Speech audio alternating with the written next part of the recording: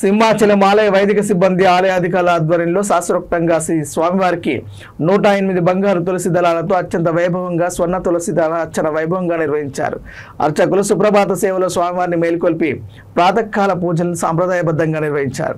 శ్రీదేవి భూదేవి సమేత శ్రీ గోవిందరాజు స్వామివారిని సర్వాంగ సుందరంగా అలంకరించి ఆలయ కళ్యాణ మండపంలో వేదికపై అధిష్ఠింపజేసి వేద మంత్రాలు నాదస్వర మంగళ వాయిద్యాల నడుమ శ్రీ స్వామివారి స్వర్ణ తులసి దళ అర్చన సేవ వైభవంగా నిర్వహించారు. ప్రత్యక్షంగా భక్తులు శ్రీ స్వామివారి ఆర్జిత సేవలలో పాల్గొని తరించారు.